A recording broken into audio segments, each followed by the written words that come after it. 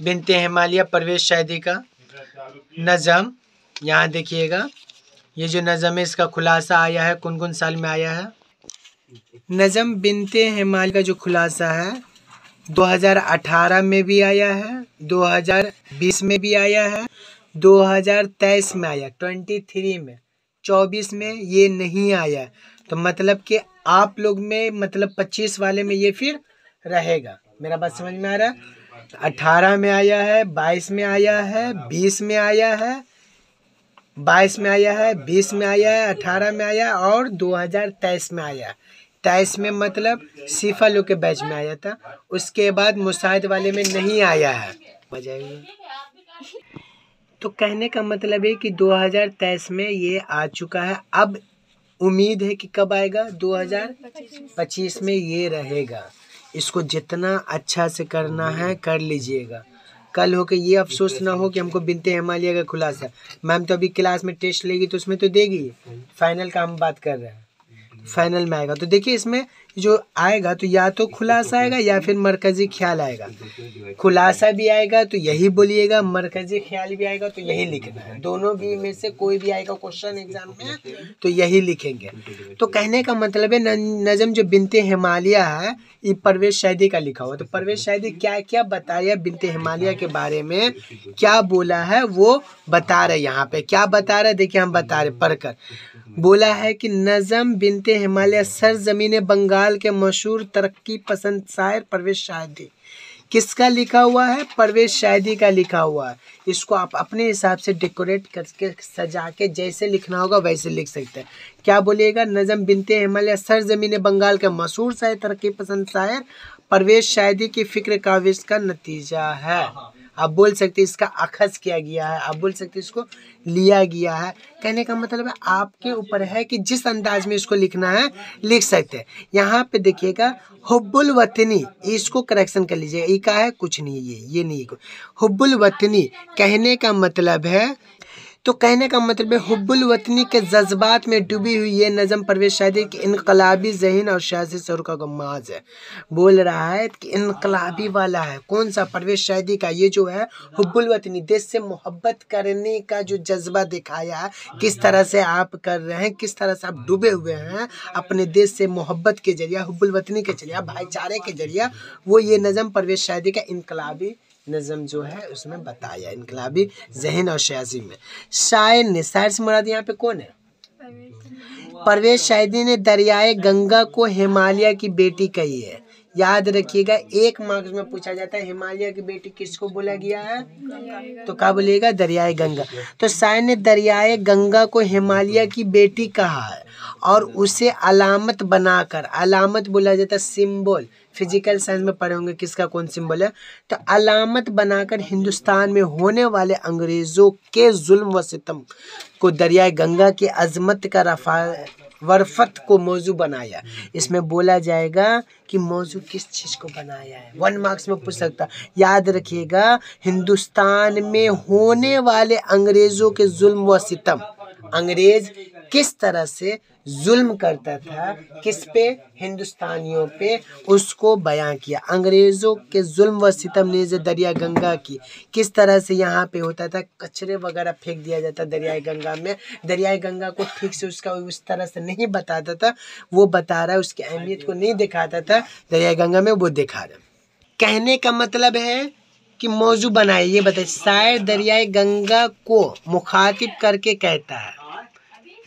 कहने का मतलब है यहाँ पे शायर जो है दरियाए गंगा को मुखातिब होकर कहता है, मतलब दरियाए गंगा, गंगा नदी को मुखातिब होकर बोला जा रहा है। तो क्या मुखातिब हो रहा, कहता है, बोलता है ऐ गंगा, गंगा को बोल रहा है गंगा, मगरिब वालों के जुल्म व सितम, मगरिब वाले मतलब हो गया अंग्रेज़ों को बोला जा रहा है, मगरिब वालों के जुल्म व सितम ने तेरा सीना छलनी छलनी कर दिया, तेरा सीना को चाक चाक कर दिया है, टुकड़ा टुकड़ा कर दिया है, गलाजत फेंक के, गंदगी फेंक के ऐसे बना दिया है जैसे लग रहा है किसी ने उसका छलनी छलनी है।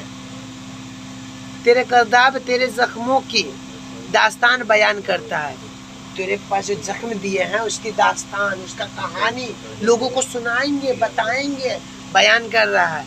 तेरे सीने पर चलने वाली सफीनों ने सितमगारों का सलूक किया है, तेरे सीने पर चलने वाले सफीनों ने, मान लीजिए जिस पे हम लोग चल रहे हैं, जिससे फायदा उठा रहे हैं, जिससे इस पार से उस पार जा रहे हैं, वही लोग तुम्हारा फायदा भी उठाया और तुमको काट काट के फेंका भी, छलनी छलनी किया, रौंद दिया उस तुम्हारे सीने पे।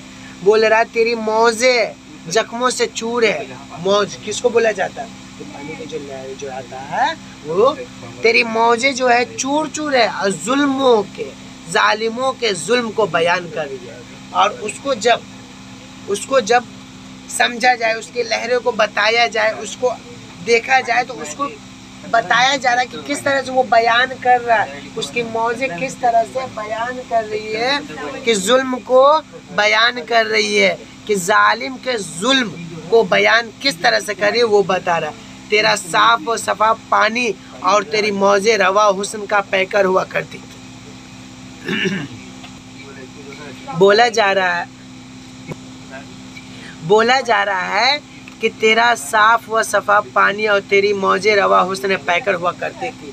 बता रहे हैं कि तुम एक दिन क्या थी, खूबसूरत थी, अभी देखो कितना गंदी मंदी करके बैठी हुई हो, होता है ना। तो वही बता रहे कि एक वक्त था जो कितना खूबसूरत थे, लोग अपना शकल जो फेस गंगा में देख लिया करते थे, क्योंकि पानी ही इतना क्लीन और साफ रहता था।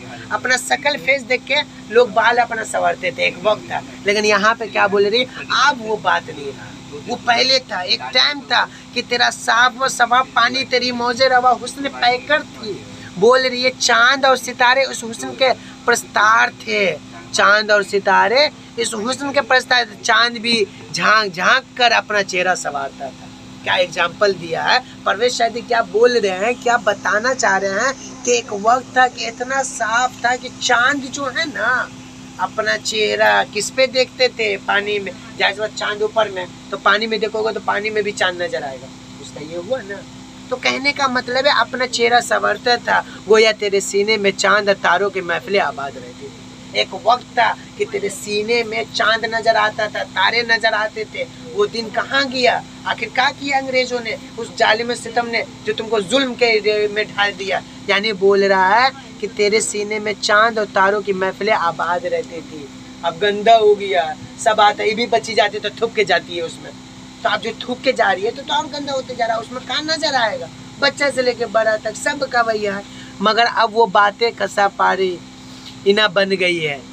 तेरे अब मिसाल हुस्न अब पमाल हो चुका। अब जो मिसाल अगर हुस्न का बोलेंगे तो हुस्न का नहीं होगा। पहले ये बच्ची टोपी पहनी हुई थी, कितना खूबसूरत लग रही थी, अभी टोपी उतार दी, बताओ। तो पहले वाला बात नहीं रहा। उसी तरीके से बोल रहा है कि ये जो गंगा है अब हुस्न अब पमाल हो गया, ख़त्म हो गया। तेरे दामन पे कभी गर्दो गुब्बार का साया तक भी न मिलता था। बोला जाता है कि जब तुम्हारा दामन, दामन किसको बोला जाता है? सलवार सूट का जो नीचे वाला हिस्सा रहता है वो दामन जो है, तो उस दामन का बोल रहा है कि उसमें धूलो कर दो गुब्बार भी नहीं रहता था। एक वक्त था, जाहिर सी बात है कि साफ सुथरा रहता था तो नहीं रहता था। अब यहाँ तेरी मौजों में एक हुस्न और तेरे तूफान में जो जलाल का आहंग था, चांद भी झुक कर तेरा मुंह पूछता था। जो तेरा कहने का मतलब है कि यहाँ पे बोल रहा अफसोस है, अफसोस कौन कर रहा है? बोल रहा है कि तेरी मौजों में एक हुस्न और तेरा तूफान में जादू की वजह से आहंग था एक, जो चांद भी झुक कर तेरा मुंह पूछता था, सलाम करता था, देखता था। लेकिन अब मगर हाय अफसोस, तेरी वो ताबानी अब मानंद पर गई, तेरे चांद सितारे सब के सब गुम हो गए। अब धीरे धीरे क्या हो गया, ना चांद है, ना सूरज है, ना सितारे, सब गुम हो गए, सब खो गए। क्यों? इतना गंदा हो गया पानी कि उसमें कहाँ नजर आएगा? चांद का तो दूर तरीका ही, बच्ची अपना थूकने जाएगी ना तो भी अपना फेस नजर नहीं आएगा, पूरा काला काला पानी नजर आएगा। तो कहने का मतलब कि नजर ही नहीं आएगा। तो वही बोल रही है कि अब तो सब खत्म हो गए। अब लास्ट में शायर कहना चाहता है, क्या कह रहा है देखिए। शायर कहता है कि कभी गंगा के साहिल पे खुशियों का डेरा था। फिर शायर परवेश शादी बोलना चाह रहा है कि कभी गंगा के साहिल पे, साहिल बोला जाता किनारा को, साहिल किसको बोला जाता है? किनारा को। बोला किनारे पे खुशियों का डेरा था, मगर आज मंजरनामा कदर बदल चुका है, कदरें बदल चुका है, आज वो नहीं है। कहने का मतलब आज उसका दामन दोजक का मुंतजर पेश कर रहा है, मंजर पेश कर रहा है। दोजक का वो जो है, दोजक का मंजर पेश कर रहा है, वही दामन जो एक वक्त था कि खुशियों की महफिल बनी हुई थी, आज दोजक जहन्नम आग का एक लोहा बना हुआ है। इसका साहिल खौफ वो हर आज के साये में नजर आ रहा है, एकदम डैमा सहमा हुआ नजर आ रहा है। आज हर तरफ तारीकी है, आज हर तरफ तारीकी मतलब अंधेरा, तारीकी मतलब अंधेरा, तारीकी मतलब अंधेरा, अंधेरा और सन्नाटे का दूर दूर दौरा सा है। कहने का मतलब है कि आज ये हाल है इस गंगे का कि कुछ एकदम अंधेरा, तारीकी मतलब अंधेरा सा पूरा है, सन्नाटा छाया हुआ। सन्नाटा क्यों रहेगा जब एक चहल पहल रहता है। तो क्या नाम इसका, साइमा घूमने जाती थी, आज पता चला रे जाने से भी बुआ था वहाँ पे, तो हम क्यों जाएंगे वहाँ पे। जब आदमी नहीं जाएगा तो सन्नाटा पड़ा रहेगा।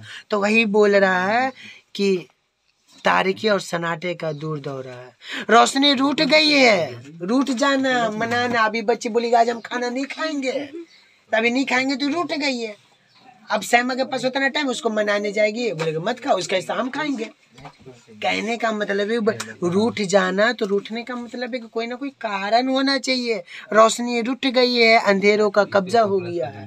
जाहिर सी बात है कि अगर वो रूठ जाएगी तो भूख का कब्जा हो जाएगा उस पर, और भूख हावी हो जाएगा, उसको बार बार भूख लगेगा, काश हमको मिलता है, लेकिन क्या है कि बच्चे को मिलेगा नहीं। तो यहाँ पे क्या कहानी कि रोशनी रूठ गई है और अंधेरों का कब्जा हो गया है। जाहिर सी बात है कि वक्त था कि इसका रोशनी से चमकता था पानी, आज वो रोशनी खत्म हो गया। इतना काला पानी हो गया कि जमीन तक रोशनी जा ही नहीं रहा, सियाह काला एकदम, क्या बोल सकते हैं कि पूरा एकदम गंदगी भर भर के। तो अंधेरों का कब्जा हो गया, अब अंधेरा हो गया। गंगा का साहिल दहक रहा था, हर तरफ मुनाफियत की आग जल रही थी, इंसानियत का खून बह रहा था, बह रहा है। साज सियासत पर इंसानियत की तबाही व बर्बादी के राग अल्लाह पर जाए रहे हैं। मुफाद परस्त लोग नाग की तरह फन उठाए हुए हैं और इसके पानी को जहर आलूदा कर रहे हैं। इसकी फिजा जो कभी जहाँ व परवर होती थी आज जानलेवा हो गई। अब परवेश शायदी कुछ तीखे तीखे वर्ड बोल रहे हैं, तीखे तीखे अंदाज में कुछ बयां करना चाह रहे हैं। वो बोलना चाह रहे हैं कि अब वो गंगा में वो बात न रही। वो क्या बात नहीं रही, वो बात नहीं रही, इंसानियत खत्म हो चुका है। लोग सियासत में सियासत का रोटी सेक रहा है। लोग मुफाद परस जो रहता है, मतलबी लोग रहता है, फन उठाए सांप की तरह बैठे रहते हैं कि कब मारूफ आए उसको हम डांसेंगे।